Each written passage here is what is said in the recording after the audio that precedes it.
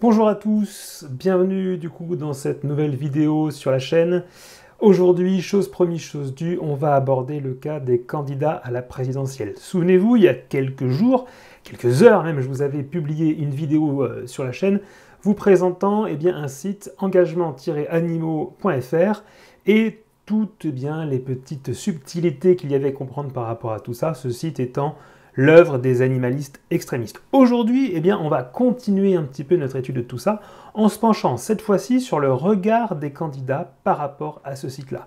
Et oui, c'est très instructif. Si effectivement les candidats ont accepté, d'accord, de répondre à des injonctions de ces animalistes extrémistes, c'est que quelque part, leur mandat, peut-être derrière, sera, s'ils respectent bien sûr leurs promesses, voué à justement se coucher devant ce genre d'injonctions. Et ça, évidemment, pour notre passion, pour nos animaux, ce n'est pas ce qu'on souhaite. La vidéo que je fais aujourd'hui, elle n'a pas pour but de donner des consignes de vote. Elle tente juste, de façon se voulant la plus objective possible, avec des arguments, comme d'habitude, de décrire les fameux engagements des différents candidats concernant la cause animale.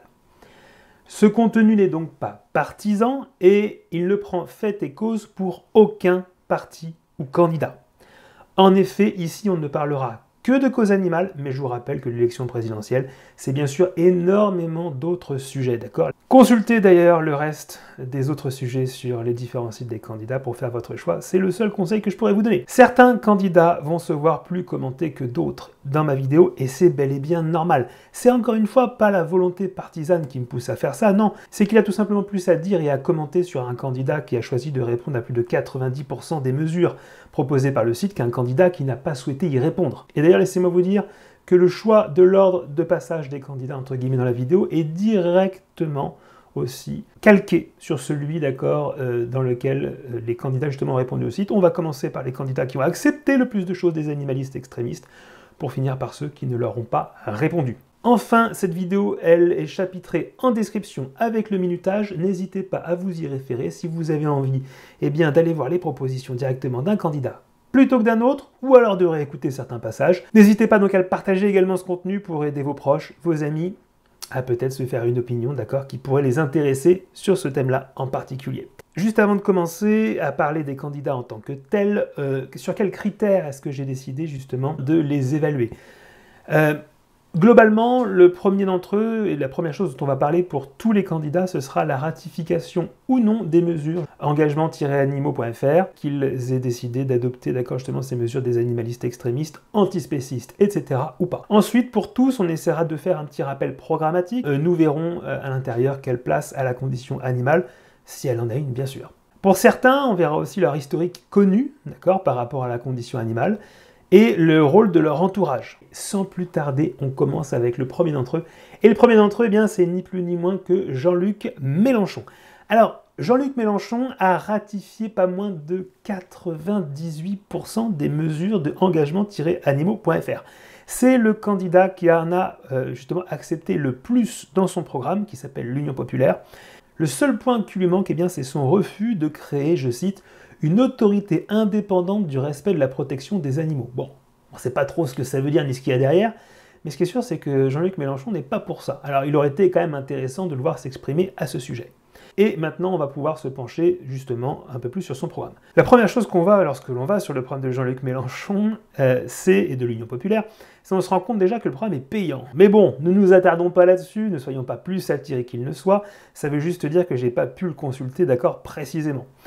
Heureusement, Jean-Luc Mélenchon et ses équipes ont la générosité de nous en proposer des chapitres en accès gratuit en ligne. Le tout est disposé, d'accord, de façon un peu fouillie, il faut donc chercher.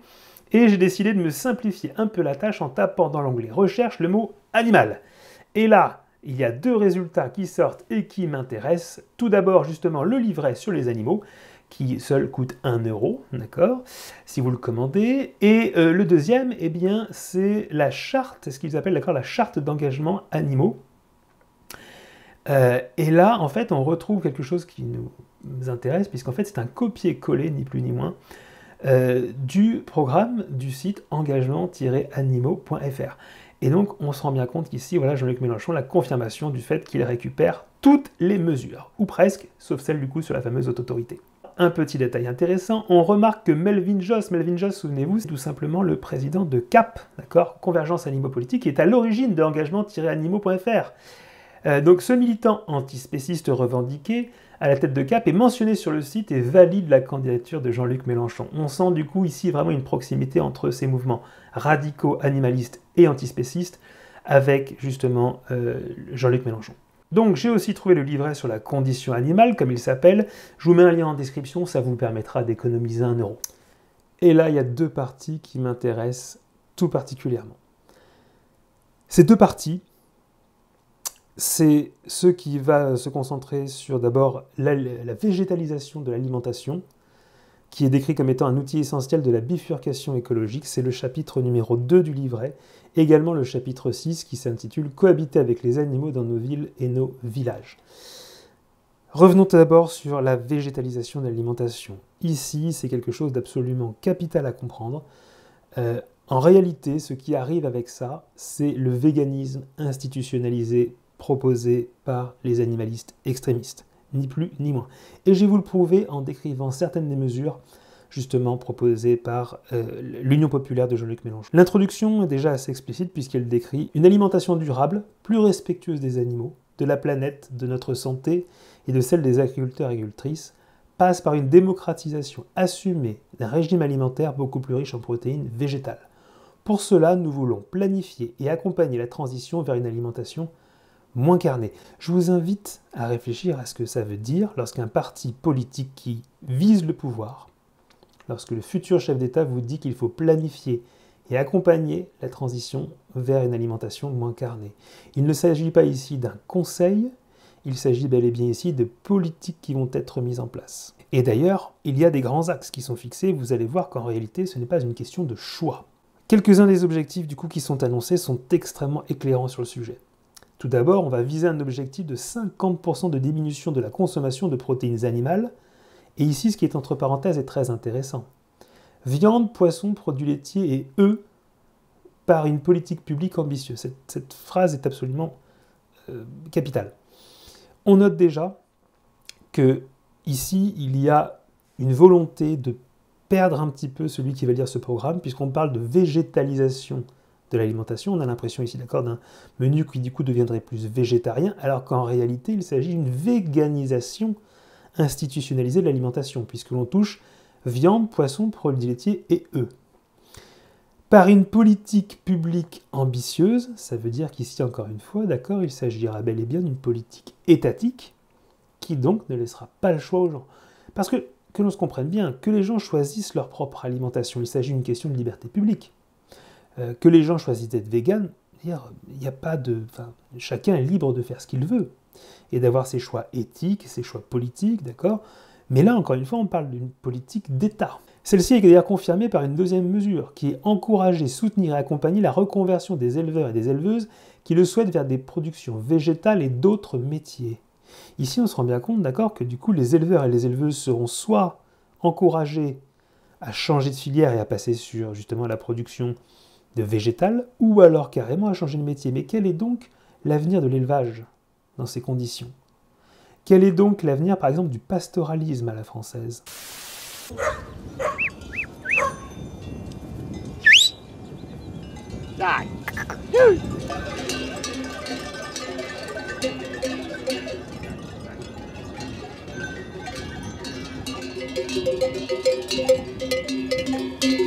Ben, c'est la bernaise, la brebis bernaise d'autrefois.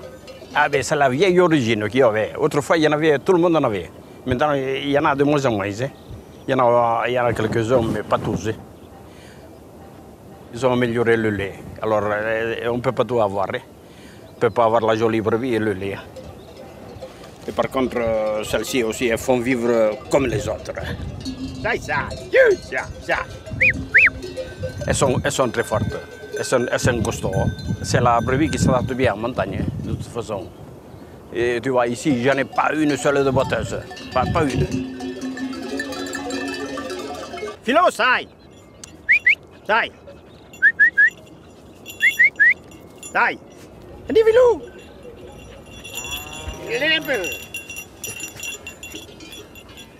Quand ils ont bien travaillé, il faut les récompenser. C'est comme les personnes, exactement la même chose. Mais ça, je ne le laisserai plus faire. Quel est donc l'avenir même tout un secteur du fromage, par exemple, de toutes ces traditions, de toute cette culture typique de notre pays qui font notre richesse gastronomique. L'Union populaire propose ensuite de développer l'algoculture à destination de la population humaine, de la consommation humaine.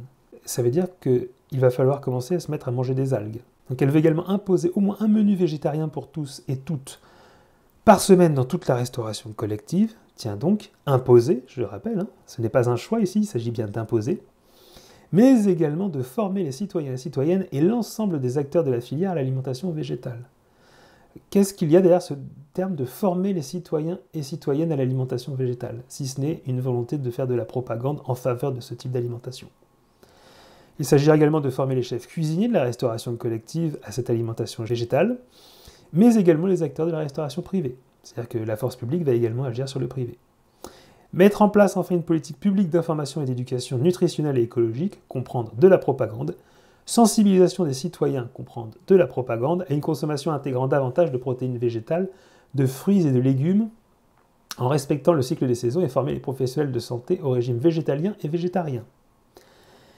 Enfin, il faudra attribuer un fonds suffisant à la recherche publique pour que des études indépendantes, sans financement par les lobbies de l'agroalimentaire, puissent être réalisées sur la consommation, la production et la transformation des produits animaux et des protéines d'origine végétale.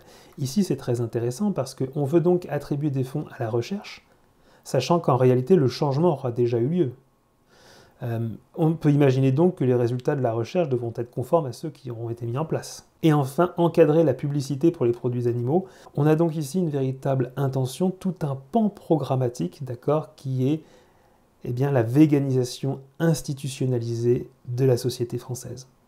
Le deuxième chapitre qui du coup nous intéresse beaucoup, c'est celui qui consiste en la cohabitation avec les animaux dans nos villes et nos villages. Et encore une fois, on a un petit laïus descriptif au départ. Que cela soit avec nos animaux de compagnie ou avec les animaux liminaires sous-entendent les anciens nuisibles, qui vivent à côté de nous, les constats des associations sont toujours alarmants. Alors qui sont ces associations? Toujours plus de violence et de cruauté envers eux, alors que notre humanité nous oblige à les protéger davantage. Pour améliorer la situation de ces animaux, nous proposons de soutenir les associations de protection des animaux qui ont la charge des animaux abandonnés. Alors moi j'aimerais bien savoir quelles sont les associations en question. Parce que lorsque je vois le fait que justement Jean-Luc Mélenchon et ses équipes cèdent aux sirènes des animalistes extrémistes comme Code Animal, je me demande si ce ne sont pas ces associations-là, qui n'ont aucun espèce de vécu en termes de sauver des animaux, d'accord, qui sont juste là pour faire de l'idéologie. Et là, la suite nous concerne bigrement, nous, amateurs d'animaux de compagnie, renforcer la loi du 30 novembre 2021. Tiens donc, cette loi vient de passer, elle n'est même pas encore appliquée, ni applicable à l'heure actuelle, et pourtant on propose déjà de la renforcer. Cette loi, d'accord, n'est qu'un début. Cette loi est faite pour être renforcée, pour aller toujours plus loin. C'est pour ça qu'il s'agit de la combattre.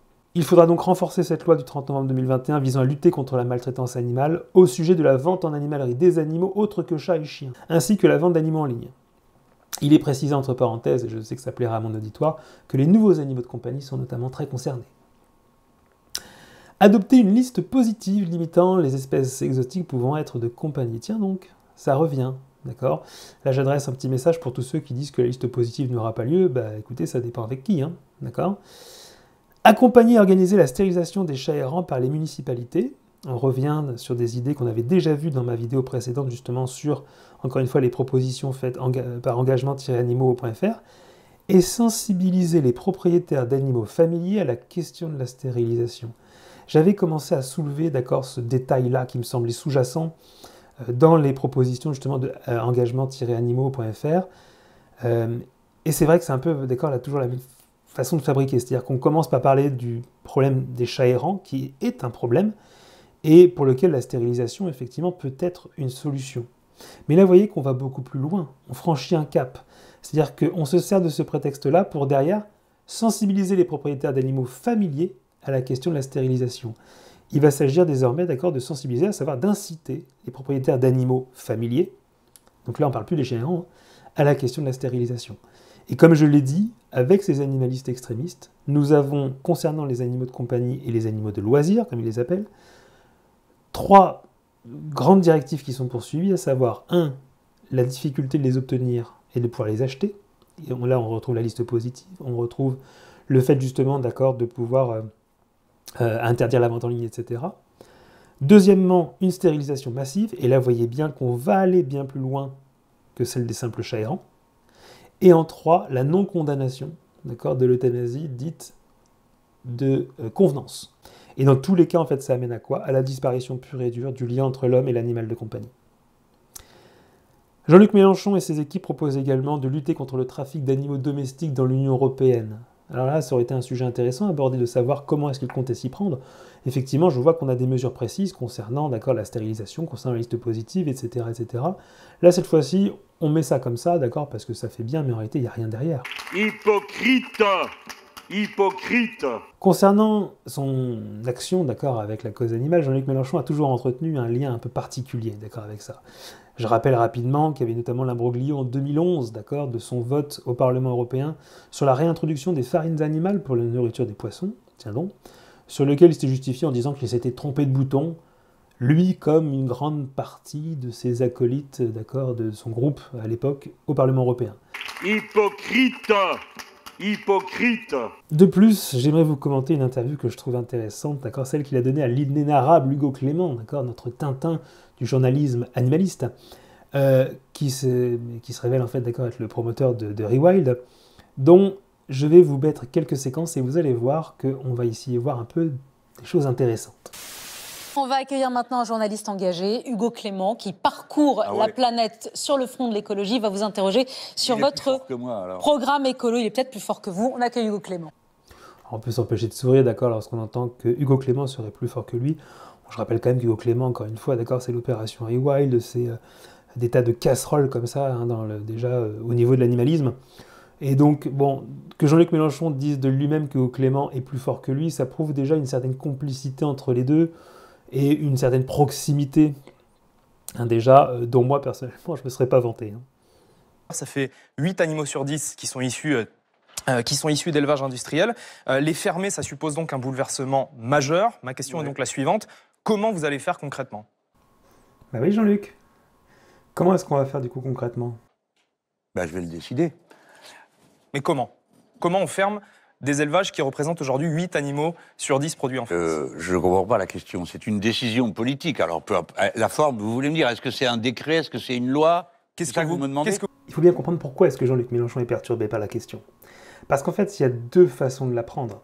Il y a la façon peut-être un peu naïve, d'accord, par laquelle la pose Hugo Clément, à savoir comment est-ce qu'on fait pour changer de système, mais la vérité, c'est surtout aussi comment est-ce qu'on fait pour nourrir les 8 personnes sur 10 qui justement sont mentionnées. La réponse, Jean-Luc Mélenchon, pour nourrir ces 8 personnes sur 10, selon votre programme même, et sans ça peut-être que vous êtes un peu gêné, c'est qu'on va avoir recours à Maple Leaf. Vous ne savez pas ce que c'est que Maple Leaf? Eh bien Maple Leaf, c'est tout simplement le géant canadien qui va ouvrir la plus grande usine de protéines végétales des États-Unis. Maple Leaf, à la base, d'accord, c'est un géant de la viande, en fait, aux États-Unis, et comme beaucoup, ils sentent justement le tournant venir des viandes végétales. Et en fait, ce secteur de l'agroalimentaire américain, d'accord, ou nord-américain, tout du moins ici, avec les Canadiens aussi, a déjà entamé sa mutation, comme nous le prouve l'article des Échos que je vous montre actuellement en image, et a déjà réorienté toute une partie de sa production, justement, vers l'alimentation végétale, tiens donc celle même que prône Jean-Luc Mélenchon. Ça veut dire que pour nourrir ces 8 personnes sur 10, on va donc en fait passer de malbouffe animale à malbouffe à base de protéines végétales, mais qui en fait viendra des mêmes lobbies de la viande à la base. Les seuls que ça va impacter en fait tout ça, eh bien ce sont les petits éleveurs, d'accord, les secteurs de niche en France, et qui eux ont une agriculture en fait beaucoup plus vertueuse. Hein.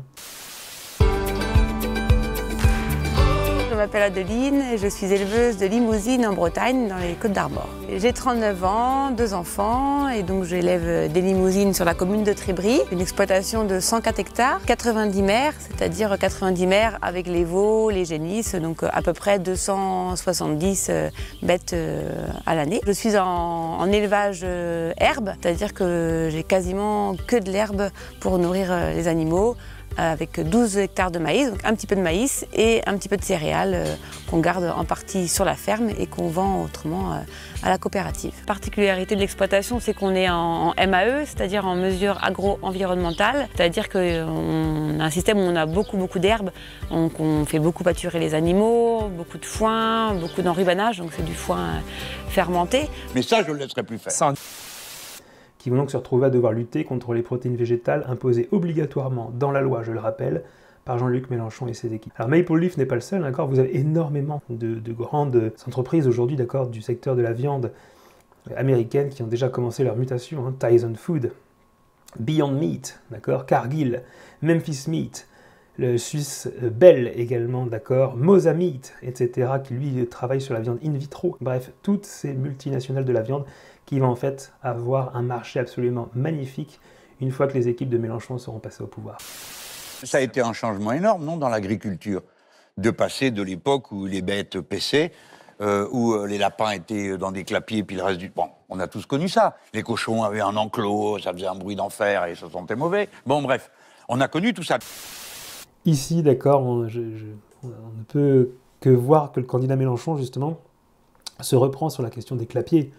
Hein, puisqu'évidemment, lorsqu'il évoque que le modèle d'avant, soi-disant, était plus vertueux, mais que les lapins étaient dans les clapiers, en réalité, qu'est-ce que ça change par rapport... Hein, ils étaient en cage, quoi. Qu'est-ce que ça change par rapport, d'accord, à une certaine forme d'élevage intensif aujourd'hui, où les lapins se retrouvent dans des cages, justement, petites, en réalité, qui ne sont pas forcément plus grandes que les clapiers qu'ils avaient à l'époque. Où les lapins étaient dans des clapiers, puis le reste du... Bon.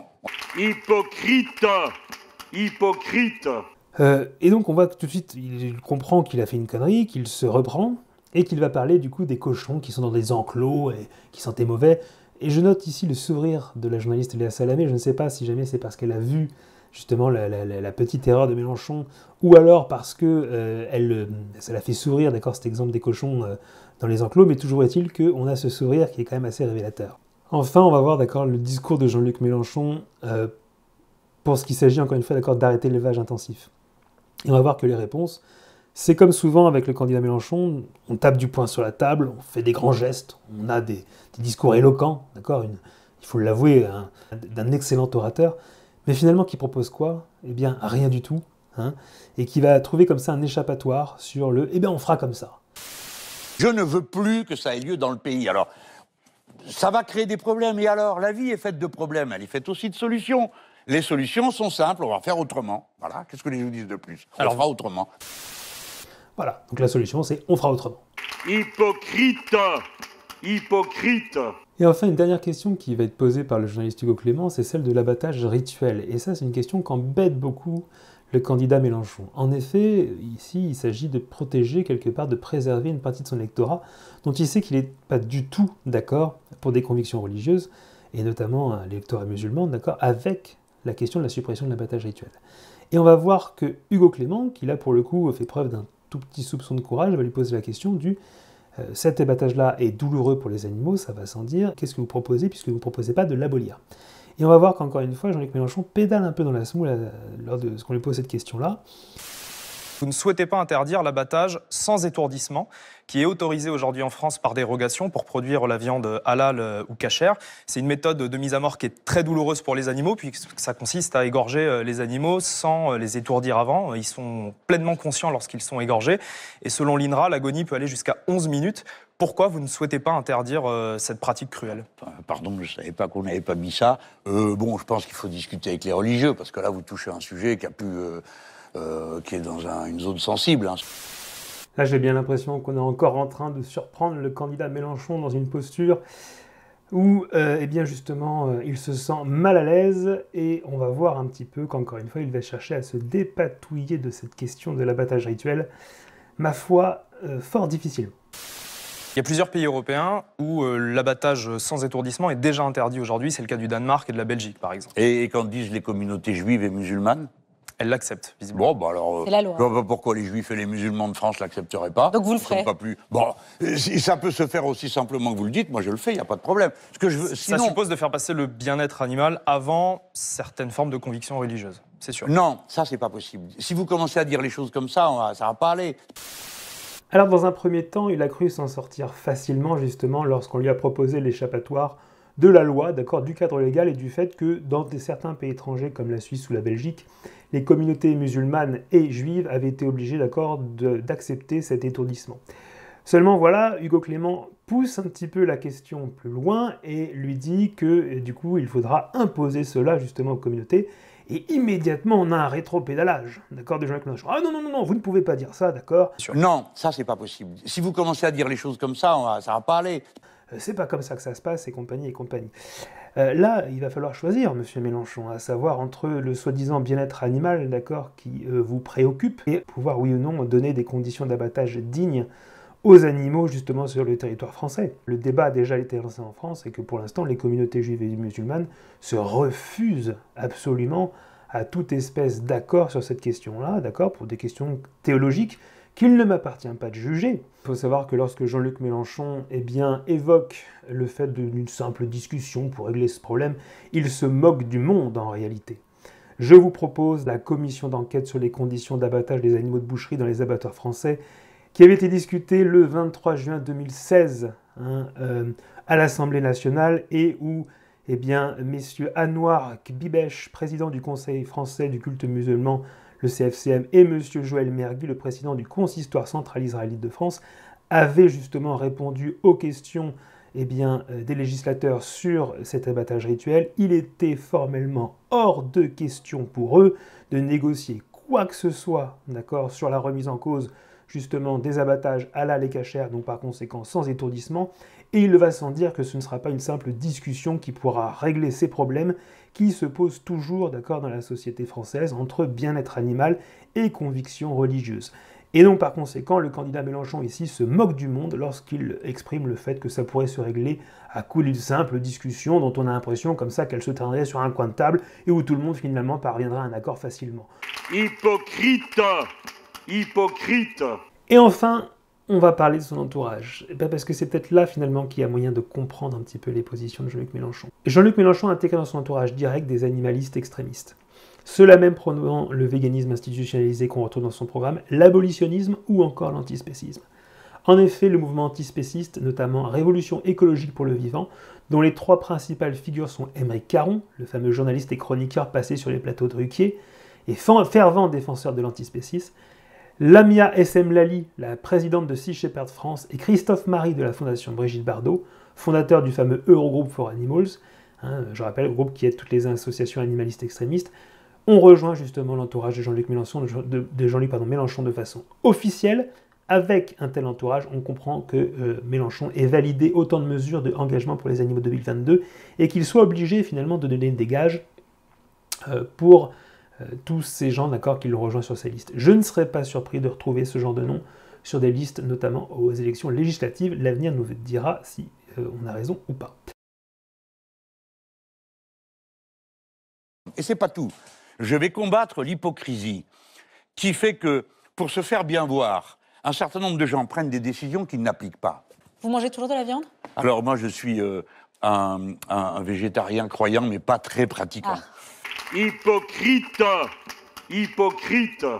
En deux, on va passer sur un profil différent, d'accord. Yannick Jadot. Alors Yannick Jadot, il a ratifié lui aussi 98% des mesures, comme son homologue précédent, mais son profil est très différent. En effet, si Jean-Luc Mélenchon semble attirer les animalistes extrémistes, Yannick Jadot, lui, il court après eux. Il faut bien comprendre qu'il y en a un qui les attire et l'autre qui essaye de courir derrière. En effet, ces derniers lui reprochent sa trop grande compatibilité avec le monde capitaliste. Il n'est pas assez radical à leurs yeux. On avance, on n'a pas besoin d'essence.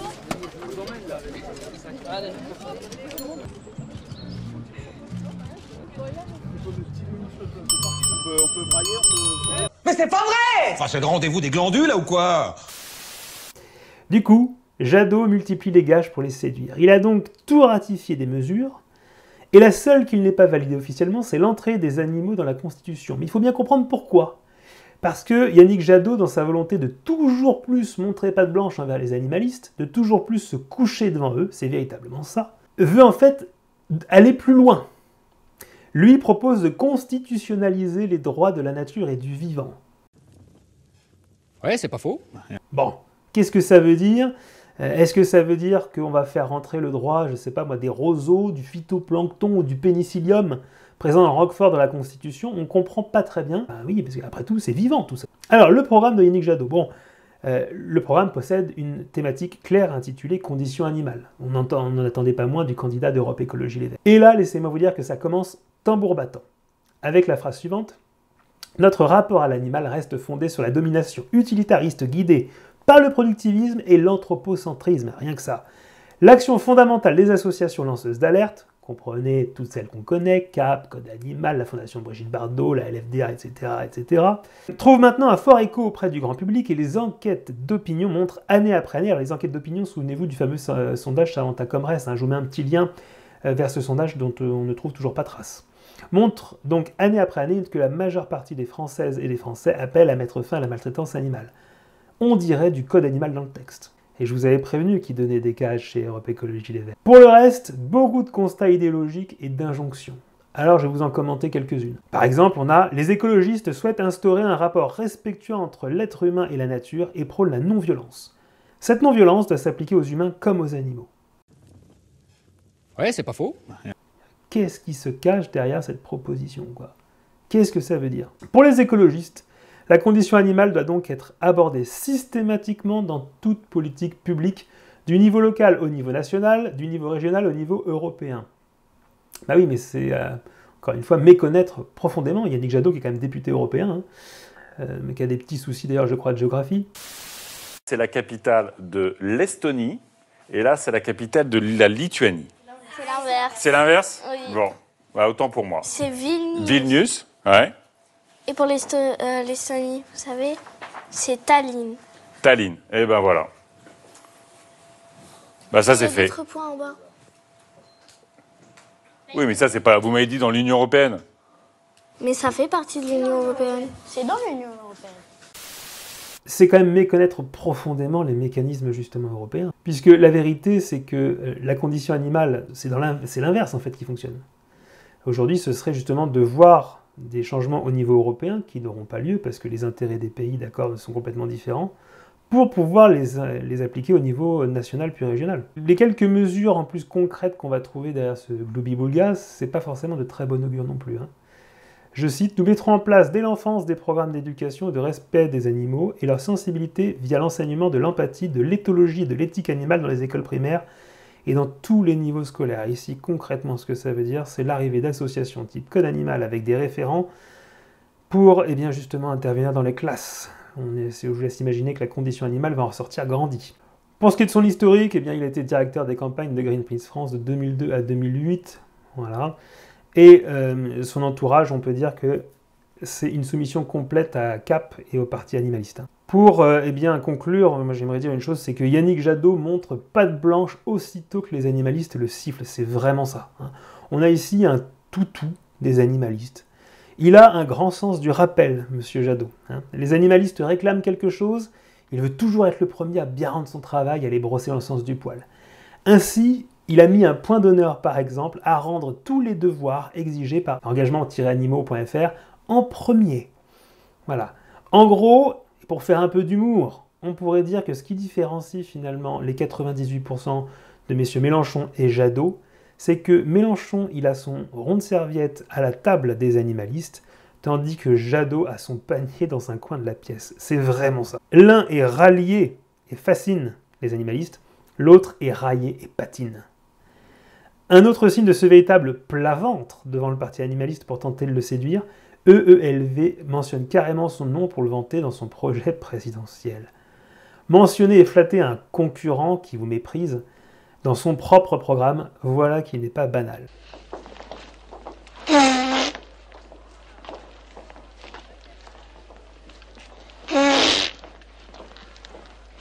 Troisième candidate, c'est Anne Hidalgo qui est sur le podium. Alors Anne Hidalgo, elle a ratifié 92% des incantations animalistes.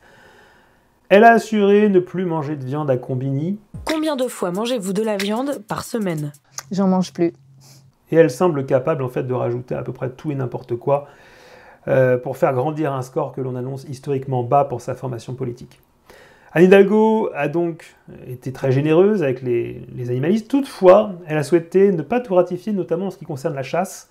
Peut-être qu'il existe encore un électorat au PS, d'accord, qui serait sensible au sujet. Ici, on sent une volonté du coup de ménager un peu la chèvre et le chou, mais au risque finalement peut-être de ne pas séduire grand monde. En ce qui concerne le programme du PS en matière de cause animale est assez dur à trouver. Je suis allé sur leur site, et d'ailleurs quand on tape le terme animal, il n'y figure qu'une seule fois dans le programme à propos de la création, je cite, d'assises du bien-être animal. Nous lancerons des assises du bien-être animal pour y engager l'ensemble des filières d'élevage et marquer de nouveaux progrès partagés avec tous les acteurs. Ouais, c'est pas faux.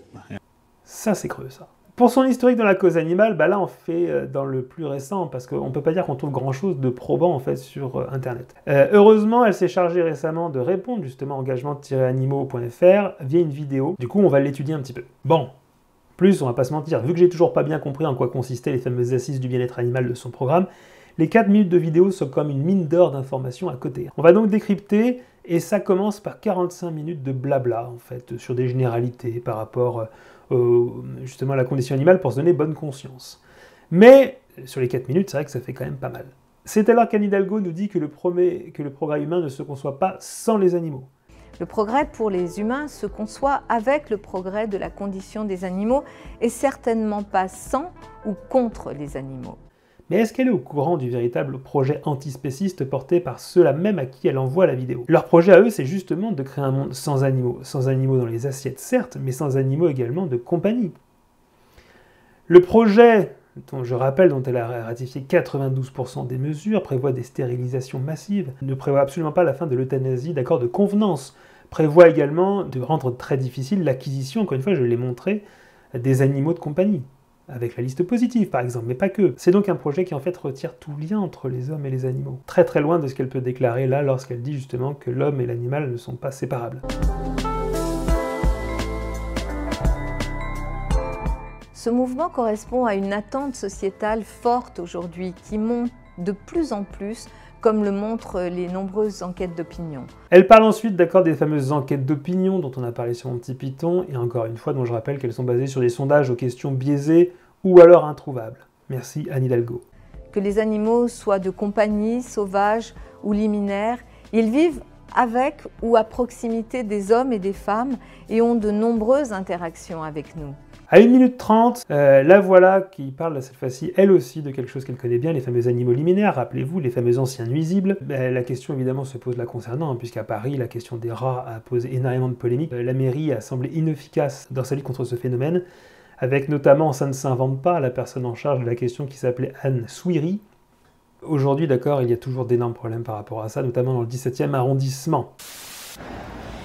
Les images que vous voyez sont le résultat de l'observation de la rue Gustave Goublier pendant 1 heure, un soir comme tous les autres soirs, et ce depuis des semaines. Ces messieurs SDF qui sont contraints de dormir ici cernés par les rats, et nous, les habitants de la rue Goublier, qui devons emprunter au quotidien ce passage infesté par les nuisibles avec nos enfants en bas âge, un passage qui, je le rappelle, se situe à une 50aine de mètres de la mairie du 10e, une rue qui est littéralement laissée à l'abandon. Voici maintenant la vue que j'ai de mes fenêtres, et ça c'est en permanence. Je n'ai pas eu à filmer très longtemps pour tomber sur ces colonies de rats s'ébrouant librement dans la rue Goublier.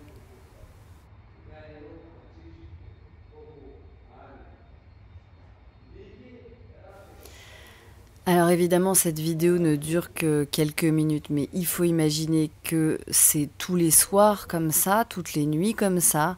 Alors on en est là aujourd'hui et on a l'impression que les pouvoirs publics n'engagent rien pour nous aider, malgré les sollicitations des riverains, malgré nos alertes répétées au manque d'hygiène abominable dans ce passage.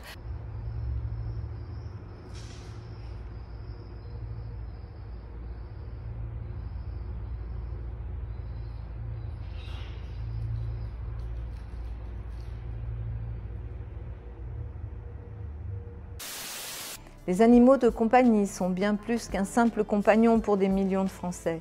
Enfin, N42, quand elle dit que les animaux de compagnie sont bien plus qu'un simple compagnon pour des millions de Français, c'est vrai, mais quelle hypocrisie alors d'accepter les injonctions des animalistes qui veulent justement les séparer de ces animaux. On passe désormais à la 4e candidate, Nathalie Arthaud, qui a ratifié 85% des mesures dans son programme de lutte ouvrière. Elle va rester par contre d'accord pour le dressage des animaux, pour leur vente à crédit dans les animaleries, et elle est contre la création, par exemple, d'un fonds pour la protection animale, dont on ne sait toujours pas d'ailleurs ce que ça veut dire.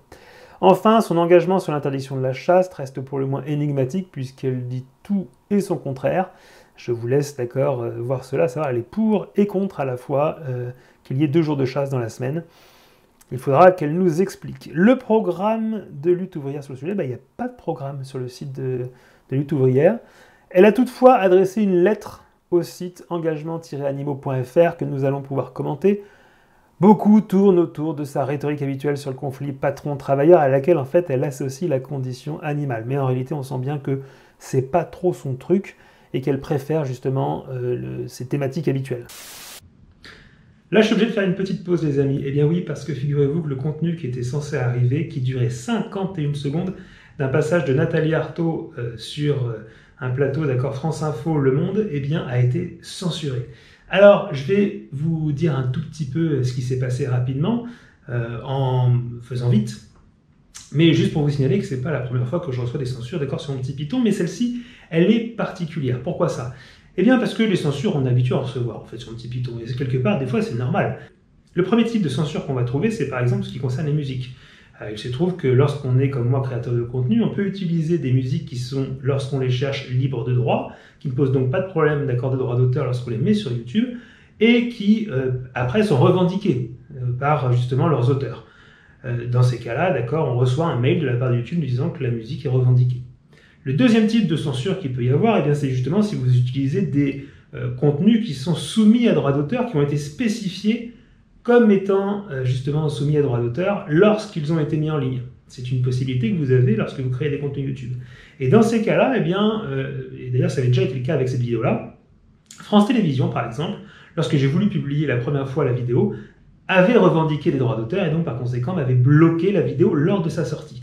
Ici, c'est bien différent ce qui s'est passé, c'est-à-dire que la vidéo a pu sortir sans aucun souci, et c'est quelques jours plus tard, d'accord, 4-5 jours plus tard, que j'ai reçu un mail de YouTube me disant que cette fois-ci, une censure avait été demandée manuellement. Et évidemment, là, ça fait toute la différence. Puisqu'en réalité, ce qui s'est passé comme processus, c'est que quelqu'un est allé signaler la vidéo, justement, par rapport au contenu qui était utilisé à l'intérieur. Alors, qui l'a fait, pour le moment, je n'en sais rien, d'accord, mais toujours est-il que donc c'est bel et bien un signalement qui a été effectué de mon contenu. Alors, il faut savoir que ce signalement, il est assez étrange parce qu'en fait, le contenu que je mets, d'accord, dans la vidéo, vous pouvez le trouver ailleurs sur YouTube. Il est trouvable, évidemment, d'accord, sur le site, enfin, sur la page de Nathalie Arthaud, il est trouvable sur la page de France Info, etc., etc. Par conséquent, c'est pas le contenu en lui-même qui dérange. C'est sans doute le fait que moi, je l'ai repris, d'accord, et que je l'ai utilisé dans une démonstration qui donc a gêné quelqu'un qui s'est dit qu'il ait signalé le contenu en question. On a donc ici une véritable censure qui a été faite, qui est une véritable demande, d'accord, de supprimer mon contenu par rapport justement à le message qu'il diffusait. Et ce que je vois, moi, c'est qu'il est soi-disant revendiqué par Radio France, qui est en fait le propriétaire du contenu. Mais ce n'est pas forcément celui qui l'a signalé, à mon avis, puisque n'importe qui, en réalité, peut signaler, d'accord, ce genre de contenu. Bref, je ne sais pas qui l'a signalé, toujours est-il que c'était le cas. Alors, maintenant, je vais vous le dire franchement, avant, justement, d'aller plus loin dans la vidéo, tout ça, en fait, pour moi, quelque part, est un petit peu comme une médaille, d'accord, une reconnaissance, finalement, de la pertinence de ce que j'ai pu dire, puisque si jamais mon message dérange certains, qui du coup le signalent, eh bien écoutez, je prends ça un peu comme une décoration, quelque part, sur mon petit Python. Je deviens, en quelque sorte, un lanceur d'alerte reptile. Évidemment, c'est une promotion pour moi. J'aurais eu 2 promotions ces derniers temps. Être publié dans le magazine de Lexa sur les thèmes d'office, plus voilà, recevoir cette distinction honorifique du signalement de mon contenu. Bien écoutez, du coup, bon, je vais être obligé de supprimer le contenu en question et de le remplacer par ce petit passage-là. Donc voilà, puis réfléchir un peu, moi, à ce qui va se passer par la suite. Alors, pendant que je réfléchis, je vous propose de vous laisser... et puis de vous dire juste après un petit peu comment est-ce que moi je vais envisager les choses. Je vous laisse avec un petit fond sonore sur mes propres images. Et voilà quoi. Alors on va recevoir dans un instant Hélène Puy, la présidente du parti animaliste. Elle défend les droits des animaux. Les droits des animaux, pour vous, vous en pensez quoi? Moi je pense que oui, dans cette société, il y a une course à la rentabilité qui fait qu'on fait souffrir voilà, de façon inutile les animaux, mais c'est comme les hommes en fait, c'est exactement comme les hommes. Et ça fait partie aussi des choses qu'on pourrait remettre à plat justement. C'est pas un problème bourgeois en clair la cause animale. Mais c'est un problème qui nous touche tous, voilà, c'est un problème qui nous touche tous, mais c'est bien le reflet aussi de notre société. Encore une fois, il faut qu'on ne se résigne pas à cette société où il n'y en a que pour une minorité capitaliste qui accumule tous les moyens financiers, etc., et qui laisse les classes populaires dans la misère. Voilà, le temps, les 51 secondes de l'extrait qui viennent de s'écouler, voilà, m'ont permis de réfléchir. Je crois que je vais continuer sur les vidéos. Voilà, donc je vous laisse reprendre la vidéo comme elle était, et donc je ne pourrai pas vous diffuser officiellement le passage de Nathalie Arthaud sur France Info Le Monde. Quel dommage, n'est-ce pas? Allez, on est parti. Par contre, en s'en prenant au commerce de la vente des animaux, a-t-elle pensé aux milliers d'emplois menacés? Et oui, effectivement, d'accord, là aussi il y a des emplois.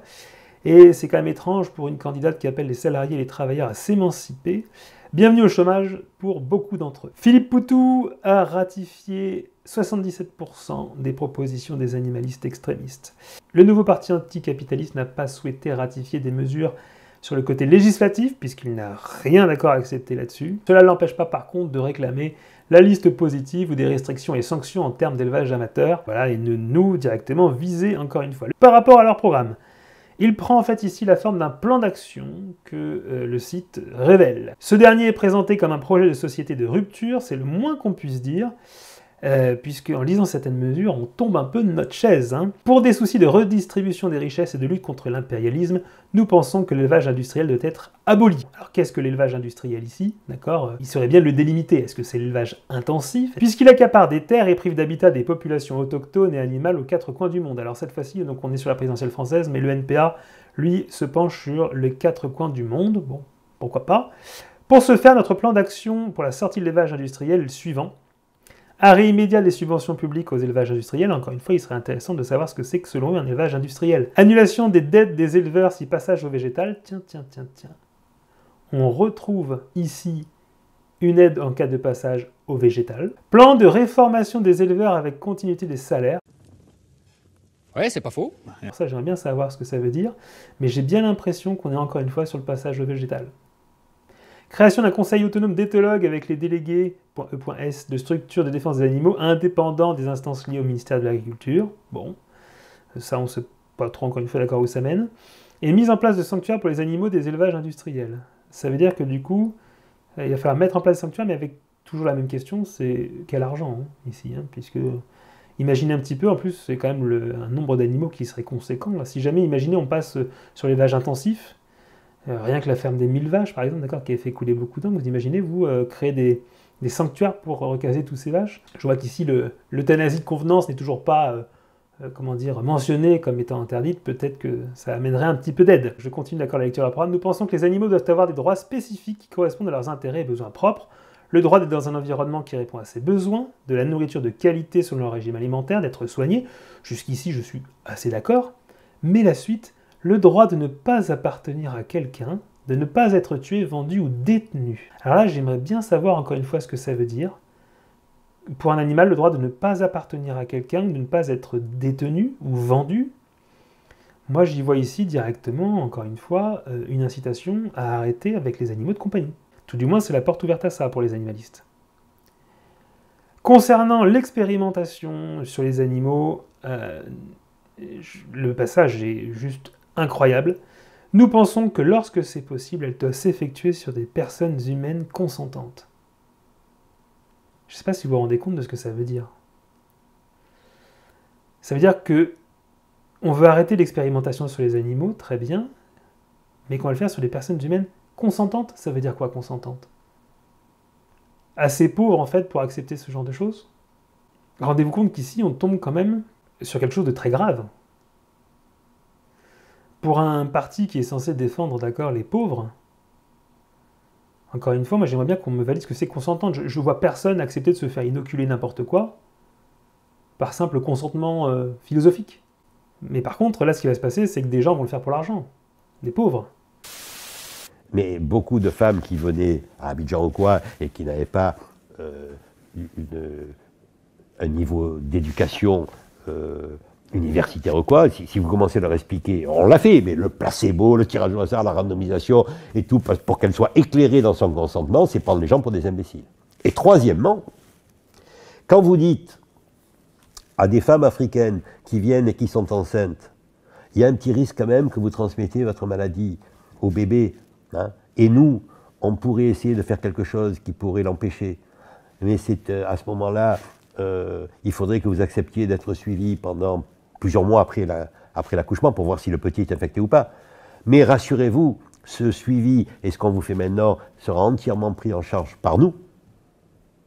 Hein, et le taxi vous sera remboursé, et si votre bébé a n'importe quelle maladie, on le prendra en charge. Et vous imaginez combien de femmes vont dire non merci. Donc ce consentement libre et éclairé, qui est une des règles éthiques que les pays du Nord mettent en avant, on ne peut pas dire qu'ils ont tort, mais vous savez très bien, vous imaginez très bien que c'est une règle qui est d'abord assurantielle et financière. Ça vient des États-Unis d'abord, qui ont dit quoi? Quand on fait un essai thérapeutique, s'il y a une signature d'un consentement éclairé, et s'il y a un pépin pendant l'essai thérapeutique, comme il a consenti, on est déchargé financièrement des risques. Vous comprenez ce que je veux dire? Donc c'est vrai que c'est aussi éthique, on ne peut pas imaginer, mais enfin c'est éthique de faire un consentement éclairé à condition que ce soit vraiment libre, à des gens qui comprennent et qui vraiment décident. Et là, en particulier, et dans presque tous les essais qu'il y a en Afrique, hein, la difficulté d'un vrai consentement éclairé fait que c'est souvent un faux consentement éclairé. Rendez-vous compte que du coup, ici, il y a quand même quelque chose de très grave qui est proposé, à savoir l'arrêt de l'expérimentation sur les animaux sous couvert d'éthique, parce que c'est ça en fait l'idée. On veut arrêter justement l'expérimentation sur les animaux pour, est-ce que je peux comprendre, dans certains cas, pour eh bien justement une dimension éthique et le fait de ne pas pouvoir peut-être empoisonner certains animaux, les tuer ou leur développer des pathologies. Mais sauf que là, en fait, on va passer ça sur des humains. Merci le NPA. L'autre question qui gêne un peu le NPA, c'est celle de l'abattage rituel. Et effectivement, là, on a un électorat d'accord à séduire. Et donc, par conséquent, Philippe Poutou déclarait en 2012 que le vrai problème est plutôt d'avoir de la viande à manger, ce qui va en contradiction avec maintenant ses orientations véganes. Que cette affaire était lamentable et à connotation raciste. En 2016, il s'était prononcé contre le fait d'étourdir systématiquement les animaux lorsqu'ils sont abattus. Et il disait alors « Nous sommes favorables à la protection des animaux à l'abattoir, tiens donc ». Et comment? Comme les vidéos mises en ligne par L214 le montrent, la protection des animaux est loin de se limiter à l'étourdissement avant la mise à mort, c'est quand même le passage sans doute le plus compliqué pour eux. Cette mesure a surtout pour effet de stigmatiser certaines pratiques religieuses. Les voici maintenant d'accord, soutien des causes religieuses. Nous pensons que la cause principale de souffrance animale dans les abattoirs est la cadence infernale à laquelle sont soumis les salariés des abattoirs. Donc là, ça veut dire qu'en fait, on tue les animaux, mais que ceux qui souffrent le plus sont les salariés des abattoirs, une façon de détourner, d'accord, de manière malhonnête, justement la souffrance qui a lieu dans ces endroits. La réponse sur les meilleures ou moins mauvaises méthodes ne peut venir que de l'expression de ces ouvriers eux-mêmes. Rendez-vous compte ce que ça veut dire, c'est une jolie façon justement de détourner le projet ici et de ne pas répondre à la question. Sixième, Nicolas Dupont-Aignan. Nicolas Dupont-Aignan, si donc les 5 premiers candidats étaient de gauche, voilà, ça y est, la droite arrive. Nicolas Dupont-Aignan arrive 6e, donc avec 67% des mesures animalistes de validées. Le candidat est le premier à s'opposer à l'abolition de certaines conditions d'abattage, justement, et refuse de se prononcer contre certaines pratiques de chasse traditionnelles ou d'interdire, par exemple, la corrida. Par contre, tout roule pour lui aussi, pour la liste positive. Jusqu'ici, on n'en a que des candidats qui sont pour cette liste. Concernant son programme, la chose intéressante, c'est que Nicolas Dupont-Aignan a consacré une partie de son programme à la lutte contre la maltraitance animale. Jusqu'ici, on avait souvent des choses, d'accord, qui étaient assez pauvres. Eh bien, là, on n'a pas moins de 15 propositions, et c'est un sujet, en fait, qu'il porte depuis longtemps, il faut le savoir. Plusieurs remarques à faire néanmoins, certaines propositions sont intéressantes, comme le fait de renforcer les campagnes de prévention et de sanctions d'abandon des animaux, qui déboucheraient notamment sur systématiser l'interdiction à vie de posséder un animal domestique pour ceux qui abandonnent justement leur animal. Et ça, je trouve que c'est quelque chose qui serait plutôt vertueux. Ou encore, encourager la création de fermes pédagogiques. Encore une fois, l'homme ne protège que ceux qu'il connaît. Souvenez-vous de cette fameuse phrase de Jacques-Yves Cousteau. Et donc, les fermes pédagogiques, justement, permettraient sans doute bien à des petits citadins, notamment, de rencontrer les animaux et de les côtoyer pour pouvoir les protéger. Ou encore, inciter les éleveurs à acheter des animaux français via une charte qui valorisera l'élevage français. Alors on ne sait pas trop les éleveurs, là, dans ce qu'ils parlent, s'ils parlent des professionnels ou alors même des éleveurs amateurs, mais je trouve que c'est quelque chose d'assez intéressant qui permettrait bien, de contrôler un petit peu plus tout cela.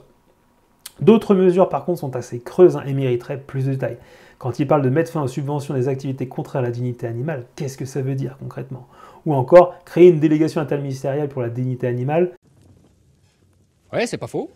Encore une fois, qu'est-ce que c'est que cette fameuse dignité animale? Qu'est-ce qui se cache derrière, d'accord? Est-ce que on peut connaître les critères, justement, qui composent cette mention de dignité animale? Enfin, certaines posent carrément question quand on parle de garantir le financement des associations de protection des animaux via un fonds budgétaire.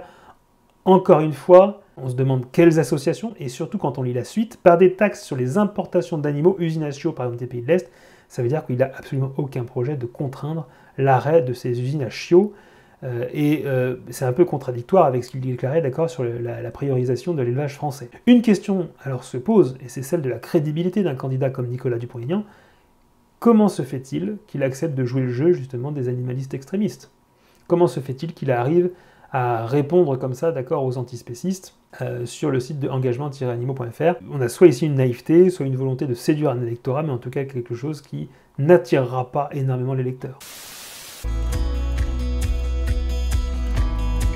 La montée du mouvement animaliste s'explique par l'industrialisation de notre société, de tout, et de la destruction de la biodiversité. Et donc, c'est une prise de conscience absolument essentielle pour mettre fin à cette dérive. Et donc, c'est une très bonne chose, à condition bien sûr d'en tirer des leçons et de changer nous-mêmes. J'ai fait tout ce que j'ai pu pour mettre en accord mes actes avec mes convictions. J'ai été comme parlementaire, comme député, membre du conseil d'administration de la Fondation Brigitte Bardot. Et puis comme maire, surtout, je suis très fier d'avoir été récompensé par 30 millions d'amis comme l'une des villes exemplaires en matière de dignité animale. En 7e position, on trouve Marine Le Pen qui ratifie 58% des mesures.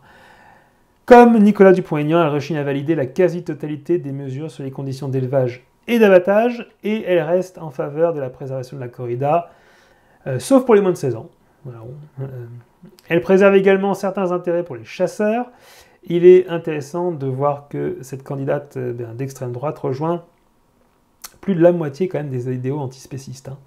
On a vraiment une idéologie ici, d'accord, qui est extrême, finalement, à l'extrême droite. Comme à l'extrême gauche, on aime bien, les antispécistes. Et d'ailleurs, ça nous rappelle que la fondation Brigitte Bardot, et Brigitte Bardot elle-même, d'accord, a souvent soutenu la famille Le Pen et l'extrême droite française en affichant clairement sa proximité avec le Front National. Le programme, là encore, sur son site, Marine Le Pen réserve une partie de son programme à la protection des animaux. 16 pages, dont seulement 10 contiennent du texte. Au final, il n'y a que 7 propositions, dont 6 sont en fait spécifiques à la question animale, puisque la 7e, c'est l'instauration d'un référendum d'initiative populaire, par lequel elle dit justement que les Français pourraient s'emparer de la question animale. Mais donc ce n'est pas vraiment quelque chose lié concrètement à la condition animale. D'ailleurs, c'est un des points faibles de son programme, avec le fait, donc ce peu de mesures, avec le fait qu'elle soit très juridique et difficile à interpréter. En effet, elle parle beaucoup des articles qui pourraient être mis dans la loi. Alors bon, d'un côté, ça nous plaît bien parce que là, pour le coup, il y a un peu de concret.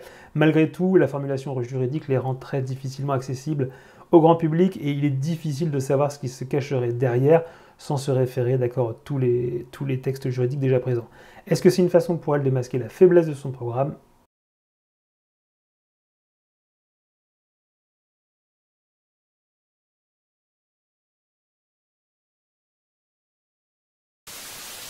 La fonction. Alors, dernière question aussi personnelle. Et on a eu des chiens à l'Élysée. Si vous allez à l'Élysée, vous emmènerez vos 6 chats à l'Élysée? Pas de labrador à l'Élysée avec vous? Non, 6 chats. Non. Attendez. Non, je m'étais même inquiété parce que j'ai vu que le président Macron a installé des ruches dans les jardins de l'Élysée. Je lui ai suggéré de les installer plutôt à la lanterne parce que les ruches et les chats, ça fait quand même pas très bon ménage. Donc oui, il y aura des chats. Et même des bébés chats. Vous avez 6 chats, c'est ça? J'ai 6 chats, oui. Donc les 6 iront à l'Élysée. Exactement. Plus en descendant. Le parc est grand. Et plus les bébés qui feront, puisque vous savez, je suis éleveuse de chats. Je dépends du ministère de l'Agriculture comme vous, hein, même si on ne fait pas exactement Donc là, il y a une vraie le même travail, quoique. Hein. Il y aura une vraie rupture. Jusqu'à présent, avec des chiens. C'est vrai, ce sera une vraie rupture. C'est plus difficile aussi pour faire de la com avec le chien devant la cheminée, parce que le chat, on ne lui fait pas faire ce qu'il veut, lui. Ah, il non. est plus libre. Non, non, le chat, il est très indépendant, mais c'est bien aussi d'avoir des... Et les noms de vos 6 chats, vous les connaissez tous, les noms? Je connais les noms de mes 6 chats, vous plaisantez, j'espère. Non, allez, allez-y. Jazz, Paloma, Chadé, Chalimar, Oural et Picolina. Eh bien, c'est là-dessus que nous terminons ce Face au GG. Merci Marine Le Pen d'être passée face au GG. Merci beaucoup. Bonne campagne. Celle qui a parfaitement compris tout l'intérêt politique de s'emparer de cette question animale, et depuis longtemps, c'est Marine Le Pen. Elle s'affiche beaucoup, la présidente du Rassemblement national, sur son compte Instagram avec ses chats. Elle en a une dizaine. Elle distille même des confidences, comme elle l'a fait dans le magazine Le Point, pour expliquer qu'elle a passé un diplôme pour pouvoir devenir éleveuse professionnelle de chats, au cas où elle perdrait l'élection présidentielle de 2022. Vers revoir un Rominet. Ça permet de casser cette image un peu dure du Rassemblement national. Ça participe complètement de l'entreprise de dédiabolisation de son parti. On a donc ici la fin des candidats qui ont accepté de répondre à engagement-animaux.fr. Passons désormais à ceux qui ne l'ont pas fait et à tout seigneur, tout honneur, on va commencer par le président sortant.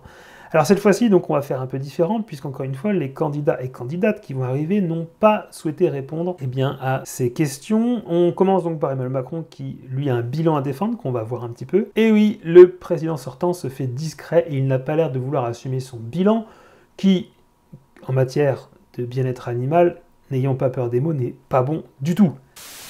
Il y a dans tout ça évidemment une grosse part de calcul, d'hypocrisie, il faut dire les choses. Quand le Parlement a débattu au printemps de l'interdiction éventuelle des animaux sauvages et des animaux marins dans les marine lands et dans les cirques, je peux vous dire que ça faisait franchement ricaner en coulisses, au point qu'un ministre m'avait dit « Qu'est-ce qu'on va en faire des orques? Je propose qu'on en fasse des steaks ».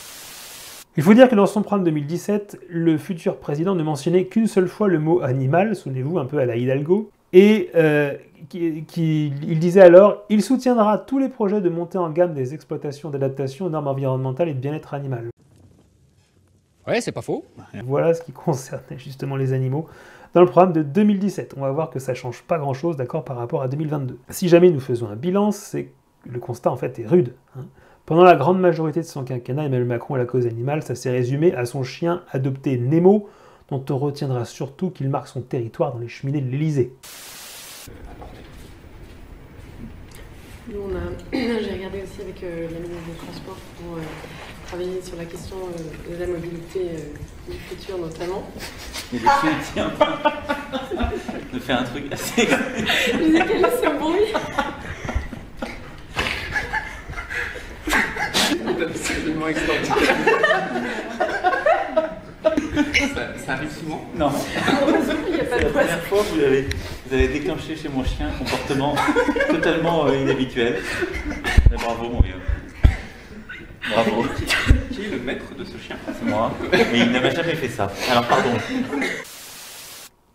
Et comme ça faisait un peu faible comme bilan, l'exécutif a décidé en fin de mandat de faire du greenwashing à peu de frais, avec cette fameuse nouvelle loi contre la maltraitance animale que tout le monde connaît, en faisant la part belle à tous ceux qui n'en demandaient pas tant, à savoir les associations animalistes extrémistes. Résultat, nous terminons le quinquennat, là aussi dans le flou le plus total. Qu'est-ce qu'il en est véritablement de la liste positive? On entend un peu tout et rien.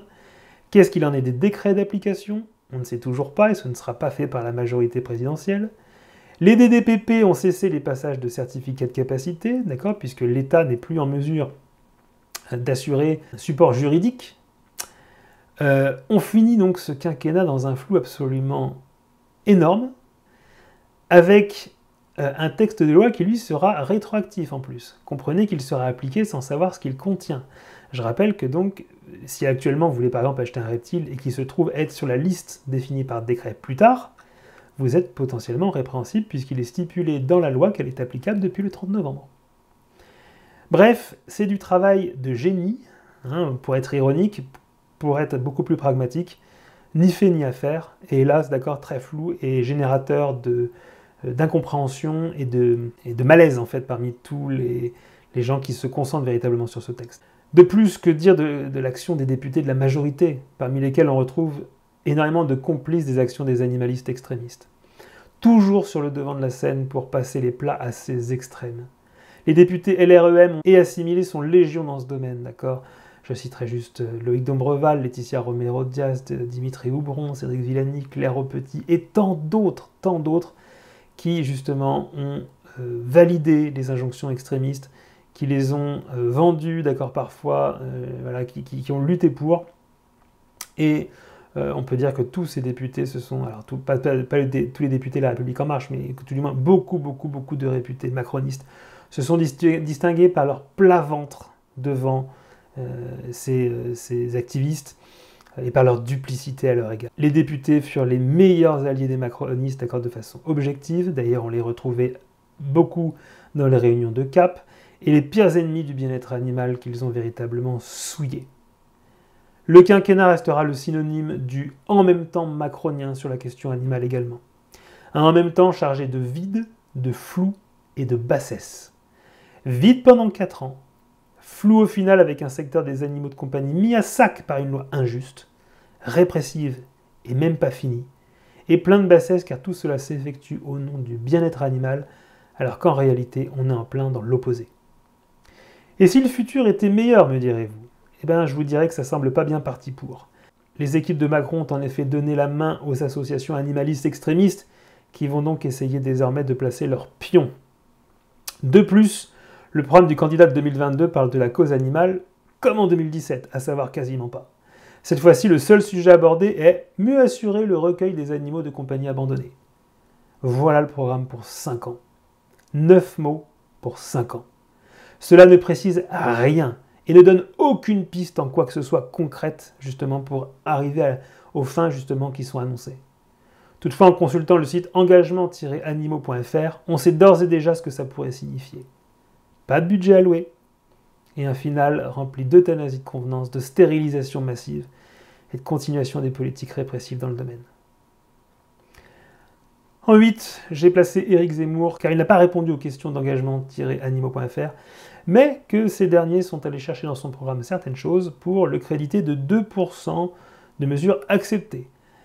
Ils ont d'ailleurs fouillé son programme, ce qu'ils n'ont pas fait pour les autres candidats, et il est bon de voir qu'ils n'ont même pas ressorti fidèlement ce qui est inscrit, puisqu'en fait il y a plus de choses.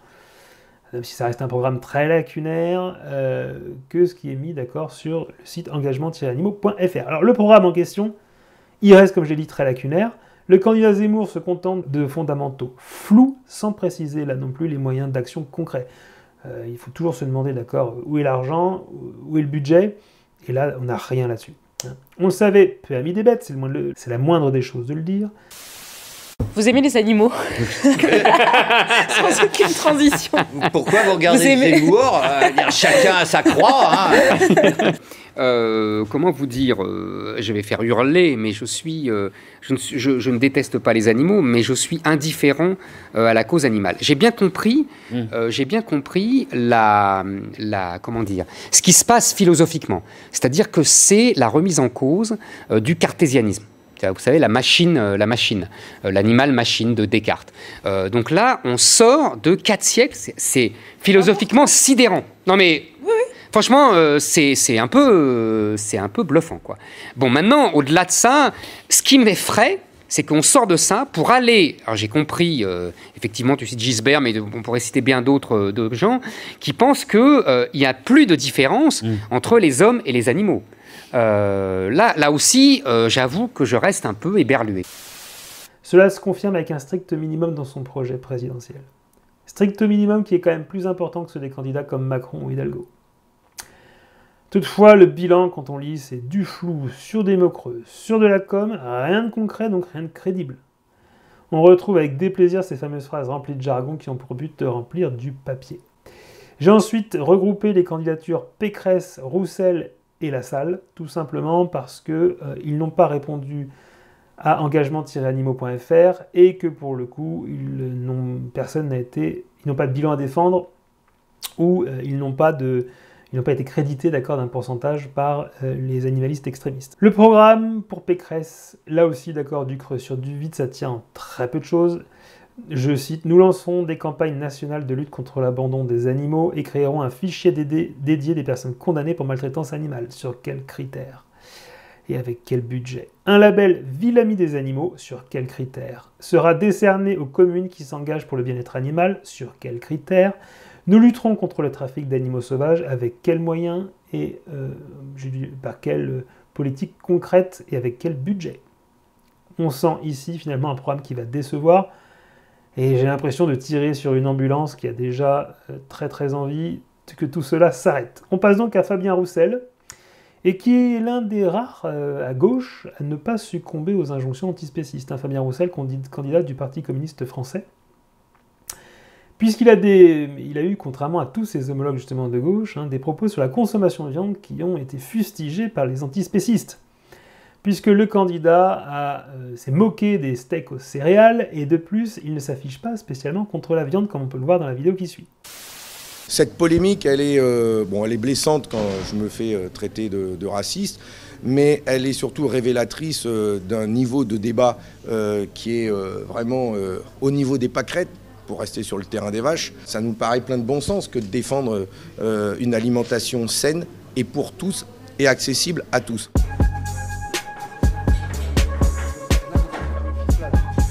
Un steak, une viande issue d'un élevage de plein air sur un système herbagé, ça coûte plus cher que de l'élevage en batterie.